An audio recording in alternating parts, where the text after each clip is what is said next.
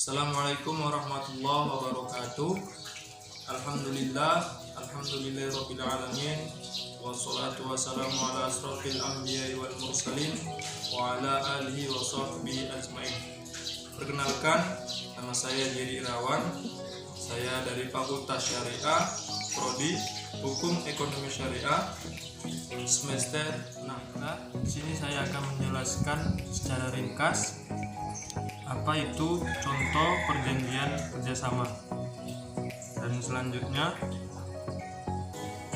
apakah contoh kerjasama yang saya jelaskan nanti termasuk akad tabaru, mujaroh, atau dan lain-lain, dan selanjutnya menjelaskan terhadap syarat-syarat perjanjian.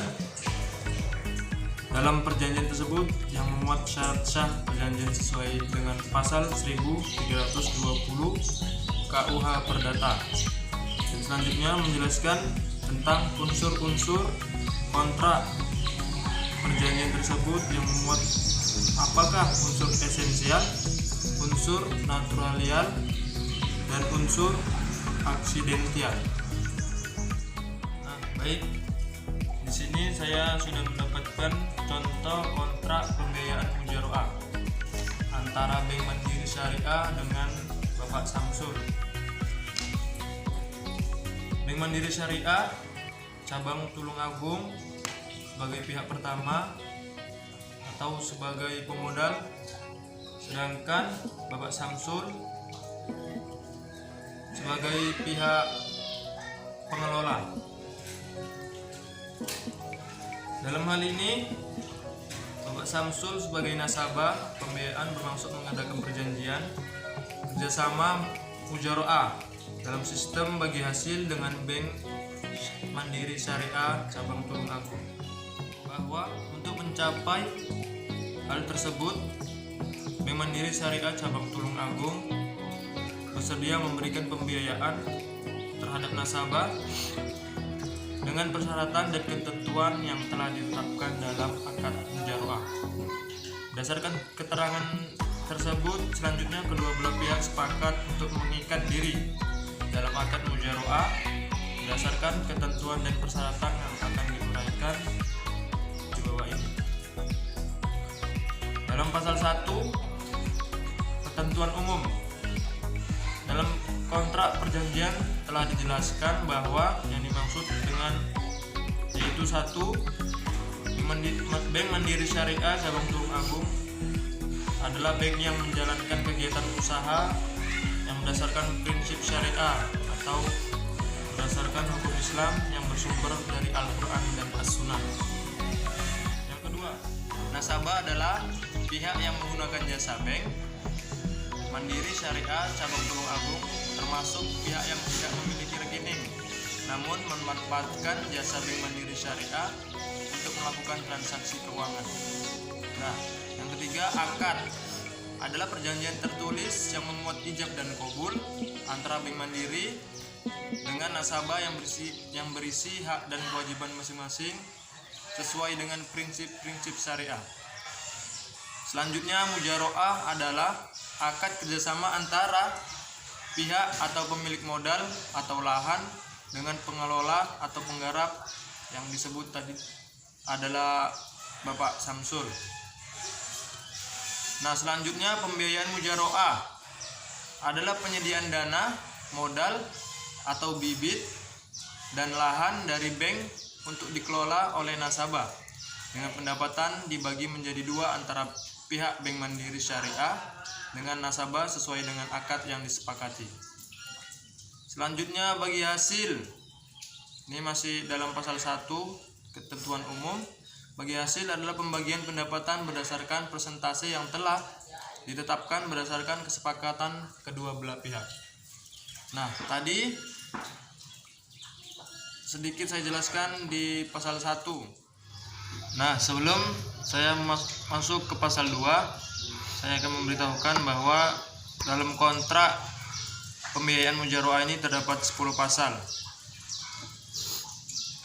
Nah, pasal yang kedua yaitu Bank Mandiri Syariah berjanji Dengan ini mengikatkan diri untuk menyediakan modal tanah 1 hektar kepada Bapak Samsul dan modal untuk pembelian bibit padi jenis Ciherang sebesar 9 juta yang akan dikelola oleh nasabah.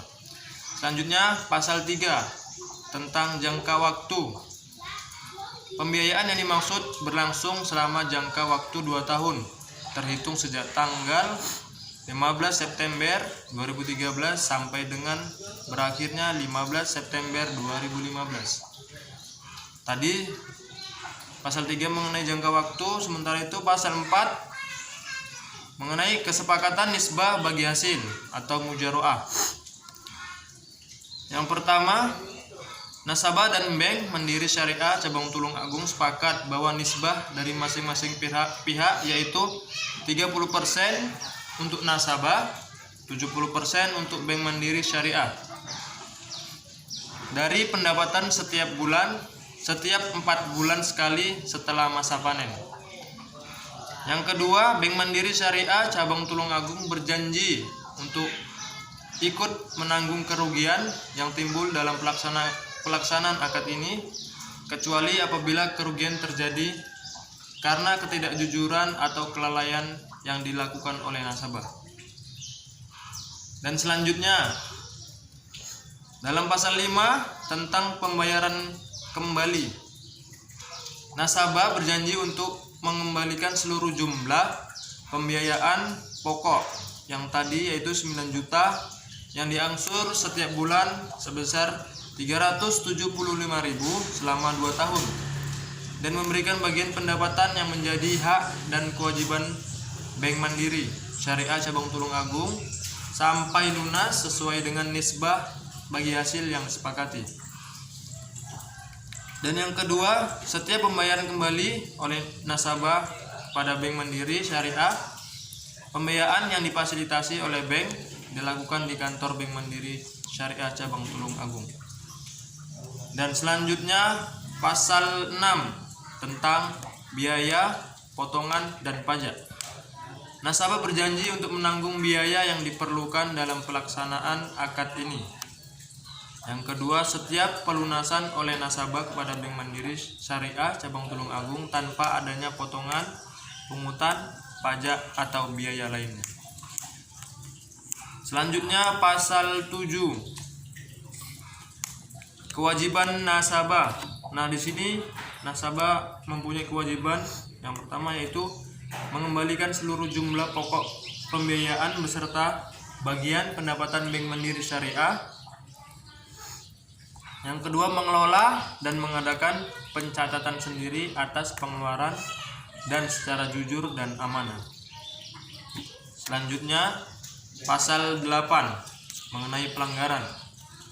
Selain nasabah mempunyai kewajiban, tak luput pula pelanggaran yang akan dijalankan atau yang akan didapatkan oleh si nasabah tersebut.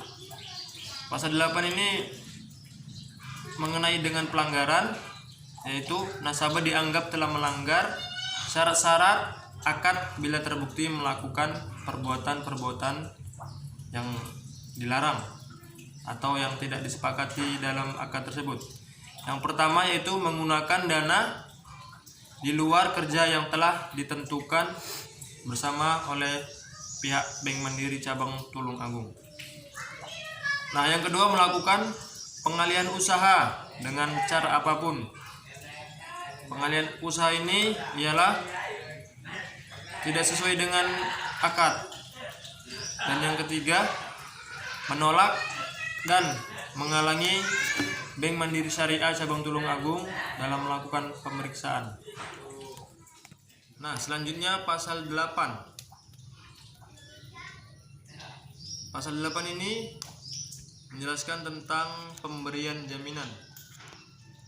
Jenis jaminan yang diserahkan oleh nasabah kepada Bank Mandiri Syariah Cabang Tulung Agung berupa kendaraan roda 2 atas nama Muhammad Yakin. Dan yang selanjutnya pasal 9, kewajiban nasabah. Yang pertama yaitu mengembalikan seluruh jumlah pokok pembiayaan selambat-lambatnya pada tanggal 25 setiap bulan berikut bagian dari pendapatan Bank Mandiri Syariah sesuai dengan nisbah bagi hasil pada saat jatuh tempo berdasarkan akad yang telah disepakati. Yang kedua, memberitahukan laporan secara tertulis kepada pihak Bank Mandiri Syariah dalam hal terjadinya perubahan yang menyangkut nasabah maupun usahanya. Selanjutnya yang ketiga, yaitu melakukan pembayaran atas semua tagihan atau tanggungan dari pihak ketiga melalui rekening nasabah di Bank Mandiri Syariah cabang Tulung Agung. Nah, yang keempat, membebaskan seluruh harta kekayaan milik nasabah dari beban penjamin terhadap pihak lain. Selanjutnya yaitu pasal 10. Pasal 10 ini menyangkut tentang penyelesaian perselisihan. Yang pertama, apabila terjadi perbedaan pendapat atau terjadi perselisihan dalam pelaksanaan akad ini, maka nasabah dan Bank Mandiri Syariah cabang Tulung Agung akan berusaha menyelesaikan secara bermusyawarah. Selanjutnya, apabila dengan musyawarah tidak menghasilkan kesepakatan, maka pihak nasabah dan Bank Mandiri Syariah sepakat untuk menunjuk dan memberi kuasa kepada Badan Arbitrase Syariah untuk memberikan putusannya. Nah, yang terakhir dalam pasal 10 ini yaitu keputusan dari Badan Arbitrase Syariah bersifat mengikat. Nah, terima kasih. Itulah tadi penjelasan secara ringkas tentang kontrak pembiayaan dalam akad mujaroah. Dan nanti akan saya munculkan di video ini tentang kontrak yang saya jelaskan tadi. Terima kasih. Saya akhiri, nasrun minallah wa fathun qarib wa basyiril mu'minin. Assalamualaikum warahmatullahi wabarakatuh.